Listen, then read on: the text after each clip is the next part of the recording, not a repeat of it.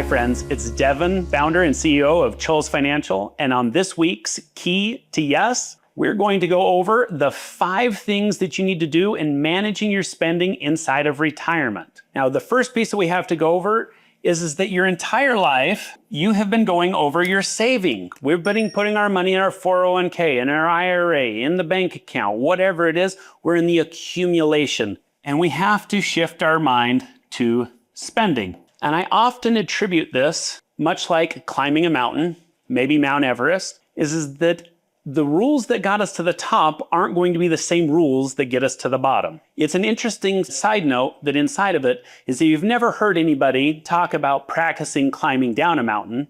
They always talk about they're going to go practice climbing up the mountain. But when it comes to Mount Everest, statistically, more people die. There are more deaths on the way down than there are on the way up. And I feel like that's because they didn't have the proper plan of what that transition looks like. Now, I'll give you another example. It's probably been a minute since you climbed a tree. It's been for me. But what I know ingrained in my soul is that it is way easier to climb up a tree than it is to climb down a tree. Now, here's the crazy part is all the limbs are right where you left them. They're in the same exact spot. You already touched every single one of them, but going down is significantly harder. We have to change up the rules, everything we're doing to get back down. And so goes from saving to spending inside of it and what that can do for us, what it can do for our taxes inside of it. Because when we're climbing the mountain, we have kids, we have deductions, we have a home interest, we're putting money into our 401k. All these things are reducing our taxes while we're saving that money. But when we go to spend and come back down that mountain, guess what? The 401k, we're now taking money out. The deductions, guess what? Hopefully we've paid off our house. They no longer exist. Our kids, whether they live with us or not, they no longer count because they're adults at this point in time. So with this, the rules, when we hit that, change everything. So we do have to build a plan around shifting our mindset from saving to spending and what are the implications along the way. Essentials over extras. I like to put this down as surviving versus thriving. When it comes to retirement, nobody wants to live on the bare minimum. Nobody wants to say, hey, I can pay my bills and that's it. If we have our choice inside of it, we would rather say, well, what are all the other things that we like inside of life? What are all the extras? We talk about at Choules Financial that living a life of yes is taking that bucket list trip that you've had on the books for 10 years and never taken, eating at your favorite restaurants, and most importantly, doing the things you love with the people you love. That to me is a successful retirement inside of it, is being able to do those things. And so we have to make sure that when we go into the survive versus thriving, is that we still have a baseline budget of what gets us from point A to point B. Now inside of that, we want to make sure that we take and we even do more planning so that we know that we can thrive inside of retirement. But it is a big piece of making sure that we prioritize our survive more than our thrive. And sometimes when we retire, that discretionary spending gets shrunk down and we have to be okay with that. So part of that is coming in and doing an exercise of a budget, what we have now versus what would it look like in retirement, so we can make the appropriate shifts so that we don't become the statistic of the person who ran out of money before they ran out of life. Next portion on here is our mindset change. Our whole lives, why we're saving, is it's a return on my money. But when we hit this mind shift or mindset change, when we hit retirement, it's a return of. That's what we're looking for. Is it's more important that I know that I have money to pay my bills. I know that I have money to go on vacation.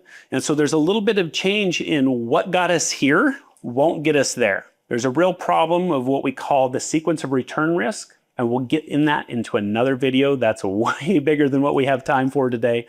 But knowing that we do have to make that mindset shift of the return on our money isn't always the most important. But after dealing with hundreds and thousands of people, I can tell you this, that the return of your money, making sure that you have that monthly income, is the number one priority of retirees. Next portion on here is the long-term budget. When it comes to the long-term budget of making that mind shift change is that once we stop working, we kind of have basically a finite amount of resources. Unless we sell something, unless we inherit some money, we need to know in the long term what things look like. Are we okay? Can we retire? Should we work longer? Can we stop working sooner? But that all comes from making sure that we have a plan and we make that mindset shift of looking into the future of a static or a finite amount of assets at that point in time. One of the other pieces we need to make sure we plan for is inflation. Just because we can afford it today doesn't mean we can afford it tomorrow. I've talked about this for years and years, and unfortunately, it has now become a reality for all of us as we're all going through this aspect of inflations. When you did it the first time, all the way back underneath Jimmy Carter, chances are time helped you forget how awful that was. And now we're going through a different version of it today. But with that, we have to make that mind shift change of where are we going to get that extra money? What are we going to do to supplement our Social Security in case it doesn't keep up? If we have a pension that's flatlined, meaning that it doesn't grow with inflation, or how much more can we take out of our portfolio?